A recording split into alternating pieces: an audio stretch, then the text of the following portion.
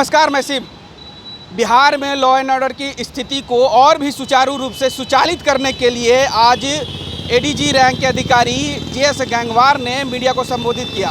उसमें उन्होंने बताया कि जिस तरीके से हमने आए दिनों में सिपाही को एएसआई में प्रमोट किया, एएसआई को एसआई में प्रमोट किया और एसआई को इंस्पेक्टर में प्रमोट किया, वहाँ तक अधिकार पुलिस मुख्यालय का होता है, लेकिन इससे ऊपर जो मुख्यालय का अधिकार नहीं होता है, इससे ऊपर जो भी इंस्पेक्टर को डीएसपी रैंक में प्रमोट करने का अधिकार गृह मंत्रालय को होता है, बिहार गृह मंत्रालय को।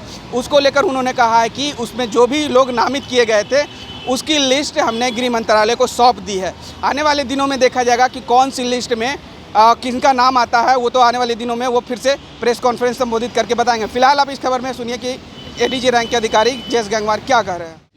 प्रेस वार्ता में आप सभी का स्वागत है। दो महत्वपूर्ण विषय हैं जिसके बारे में आपको जानकारी देंगे। सबसे पहला उच्चतर पदों का कार्यकारी प्रभार, जिसके संबंध में आपको पिछले बार भी बताया गया था और ये भी अवगत कराया गया था कि बिहार पुलिस में पदाधिकारियों की कमी को लेकर के सिपाही से लेकर के पुलिस निरीक्षक की कोटि में उनके पदाधिकारियों को उच्चतर पद का कार्यकारी प्रभार दिया जा रहा है। 6 सितंबर को कुल 2685 योग्य पीटीसी उत्तीर्ण सिपाहियों को उनकी वरीयता और योग्यता के अनुसार उच्चतर पद अर्थात एएसआई के पद पर कार्यकारी प्रभार देने का आदेश निर्गत कर दिया गया था। उसके बाद 8 सितंबर को कुल 3289 योग्य सहायक अवर निरीक्षकों को उनके उच्चतर पद पर पुलिस अवर निरीक्षक के पदों पर कार्यकारी प्रभार देने का आदेश निर्गत किया गया। आज जो सूचना सबसे महत्वपूर्ण है, आज आदेश निर्गत किया गया। कुल मैंने पिछली बार आपको बताया था कि 1000 व्यक्तियों को हम लोग प्रमोशन देने की तैयारी कर रहे हैं, उनके सेवा प्रयोग की जाँच कर रहे हैं, जिनको हम इंस्पेक्टर में प्रोन्नत देंगे। आज कुल 1168 योग्य पुलिस अवर निरीक्षकों को उनके उच्चतर पद अर्थात पुलिस इंस्पेक्टर के पद पर कार्यकारी प्रभार देने का आदेश निर्गत कर दिया। इस प्रकार से अभी तक कुल 3 चरणों में 7132 पुलिस पदाधिकारियों को, कर्मियों को उनके उच्चतर पदों पर कार्यकारी प्रभार देने का आदेश निर्गत कर दिया गया। अभी लगभग 200 पुलिस निरीक्षकों की सेवा की जांच की जा रही है, उनके सेवा अभिलेखों की जांच की जा रही है, वरीयता एवं अन्य बिंदुओं पर जांच की जा रही है। उनके बारे में शीघ्र ही हम लोग कार्रवाई करते हुए उनके उपाधीक्षक के पदों पर उच्चतर प्रभार के लिए गृह विभाग को प्रस्ताव भेजेंगे। उसमें अग्रतर कार्रवाई गृह विभाग के स्तर से अपेक्षित है। तो अभी तक हमने 7132 कर्मियों को दे दिया। शेष अभी पीटीसी उत्तीर्ण के कुछ मामले हैं, लगभग 400, सब इंस्पेक्टर के करीब 2400 और अवर निरीक्षक के करीब 280 मामले हैं जो उनके सेवा अभिलेख कंप्लीट नहीं है, या कुछ उसमें त्रुटि है या कुछ कमी है, उनकी एसीआर कंप्लीट नहीं है, या उनके और भी जो मापदंड है वो कंप्लीट नहीं है, उसकी हम लोग जांच कर रहे हैं। शीघ्र ही जांच करके इन सभी छूट गए मामलों पर भी हम लोग निर्णय लेंगे और शीघ्रातिशीघ्र इनके मामलों को भी हम उच्चतर पदों पर कार्यकारी प्रभार के लिए रिकमेंड। पुलिस कर्मियों की समस्याओं को सुनने के लिए, उनसे वार्तालाप करने के लिए, उनसे लगातार संपर्क करने के लिए पुलिस लाइन के जो पदाधिकारी हैं वो तो नियमित रूप से काम करते ही हैं। पुलिस अधीक्षक यानी एसपी जो होते हैं डिस्ट्रिक्ट के, उनके माध्यम से भी लगातार रिक्वेस्ट रूम, एक आपको बता देना चाहते हैं, रिक्वेस्ट रूम का एक कॉन्सेप्ट है जिसमें कोई भी पुलिसकर्मी सीधे एसपी के पास जा करके रिक्वेस्ट रूम में उपस्थित हो करके अपनी बात को रख सकता है। और रिक्वेस्ट रूम जिस दिन एसपी पुलिस लाइन जाते हैं, पुलिस लाइन का काम निपटाते हैं, उसी दिन वो अपने सारे काम को निपटाने के बाद रिक्वेस्ट रूम की कार्रवाई करते हैं। अर्थात उसमें किसी भी कर्मी को कोई भी समस्या है वो जाके सामने रख सकते हैं, उसका एक प्रॉपर रिकॉर्ड रखा जाता है और रिक्वेस्ट रूम की एक बुक है, उस बुक में एंट्री की जाती है कि आज दिनांक इतने को ये कर्मी अपनी समस्या लेकर आए, और उस पर एसपी अपने हाथों से लिखते हैं कि मैंने इनकी समस्या सुनी, मैंने ये आदेश दिया। कई मामले उसमें आते हैं जो प्रायः अवकाश से रिलेटेड है कि हमको अवकाश चाहिए, हमको लंबा अवकाश चाहिए, हमको 20 दिन का अवकाश चाहिए, हमको केवल 12 दिन का मिला है, तो एसपी सुनते हैं, फिर अकॉर्डिंगली उसमें आदेश पारित करते हैं। कुछ मामले आते हैं कि जिसमें ट्रांसफ़र के होते हैं कि हमको वहाँ पर दिक्कत हो रही है उस ओपी में या उस थाना में या दूर में दिक्कत है, तो उस तरह के बहुत सारे मामले आते हैं। कुछ आवास के संबंधी है, कुछ बच्चों की पढ़ाई को लेकर के संबंधित है। तो जिले के अंदर के जो भी मामले हैं वो एसपी उनको सुनते हैं, कार्रवाई करते हैं, ये व्यवस्था बनी हुई है।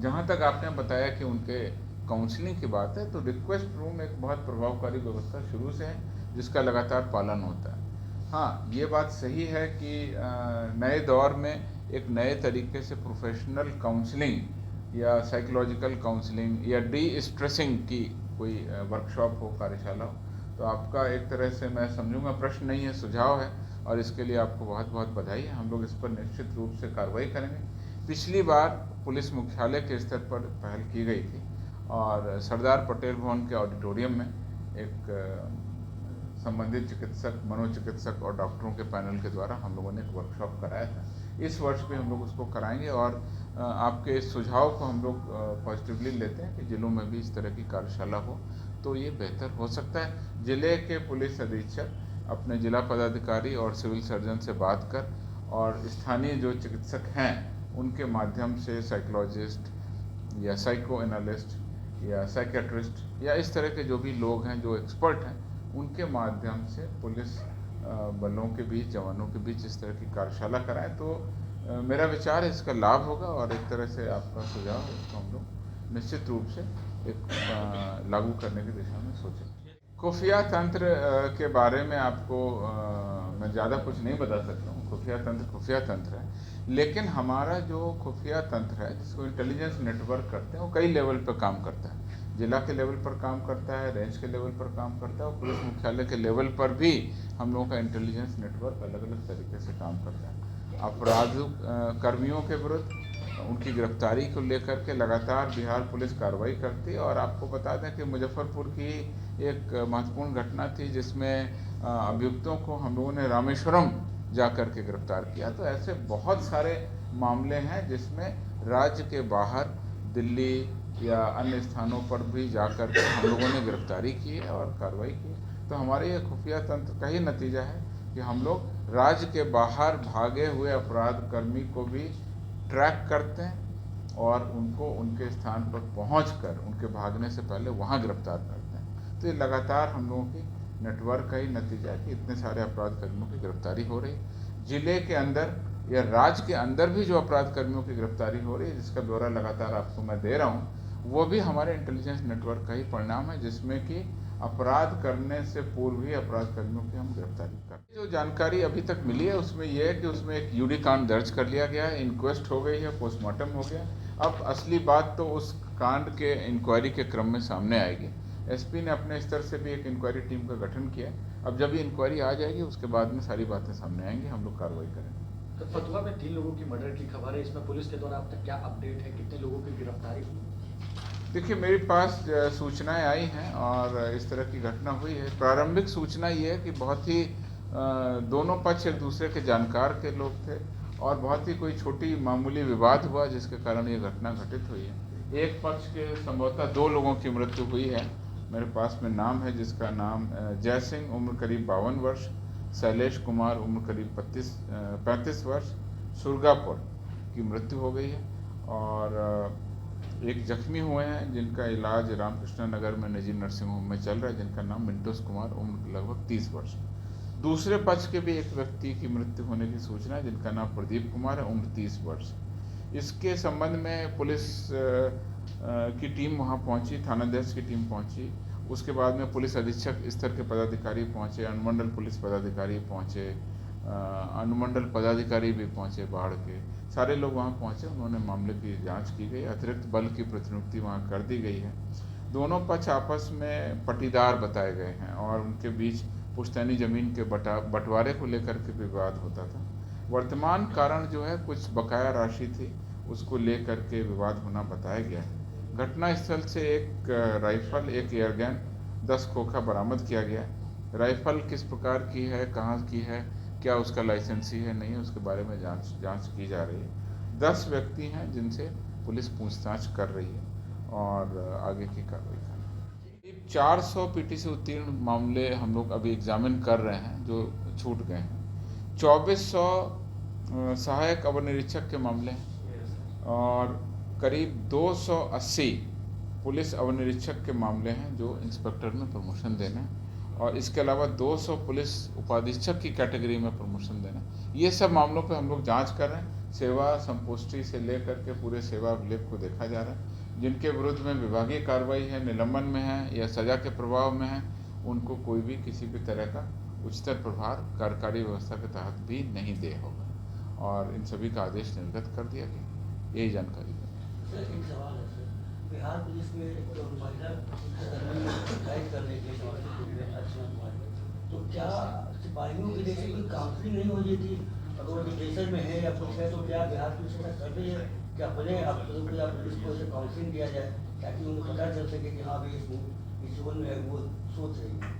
महत्वपूर्ण सूचना आपको है कि जो हम लोग लगातार अभियान चला रहे हैं बिहार पुलिस का, उसमें कुख्यात अपराध कर्मियों को जो गिरफ्तारी हो रही है उसके बारे में संक्षिप्त ब्यौरा आपको बता देते हैं। कई जिलों में कुख्यात अपराध कर्मियों की गिरफ्तारी हुई है, नक्सलियों की गिरफ्तारी हुई है और कई जगह पर अपराध की योजना बनाते हुए ही अपराधी गिरफ्तार कर दिए गए। सबसे पहले भागलपुर के सुल्तानगंज थाना अंतर्गत 11 सितंबर को उसके कुख्यात वांछित अपराध कर्मी मंटू यादव को, जो कि जिले के टॉप 10 का अपराध कर्मी था, हथियार के साथ में गिरफ्तार किया गया।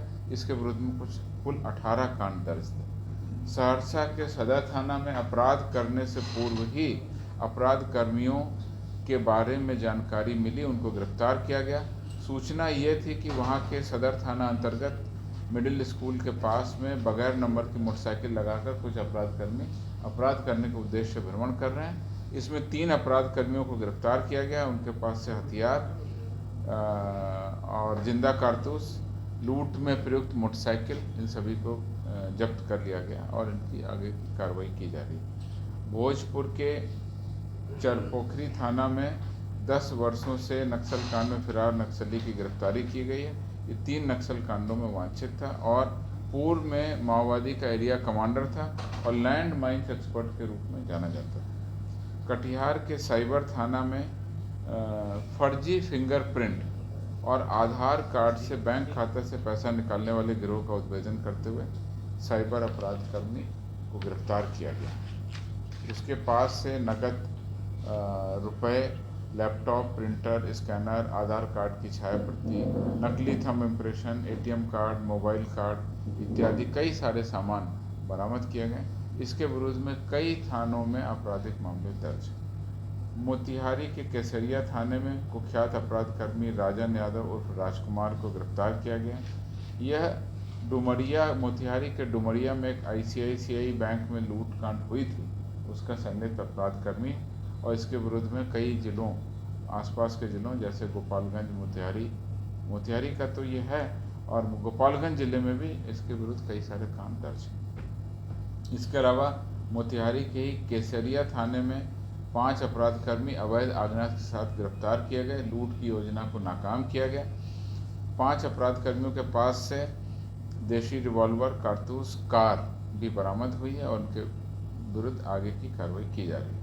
सारण के मशरक थाना में डकैती की योजना बना रहे 6 अपराध कर्मी अवैध हथियार के साथ गिरफ्तार हुए हैं। इनके पास से भी अवैध हथियार और चोरी के वाहन को बरामद कर। तो जैसा कि आपने साफ तरीके से सुना कि जिस तरीके से आए दिनों में सिपाही से ASI, ASI से SI और SI से इंस्पेक्टर तक की जो प्रमोशन होती है वो पटना के पुलिस हेडक्वार्टर से संचालित की जाती है, उसका वहीं से ऑर्डर पास होता है। लेकिन आपको बता दें, इंस्पेक्टर से जो DSP रैंक की जो प्रमोशन होती है वो गृह मंत्रालय के अधीन होती है और उसके लिए ADG सर ने बताया कि वो लिस्ट है जो गृह मंत्रालय को सौंप दी गई है।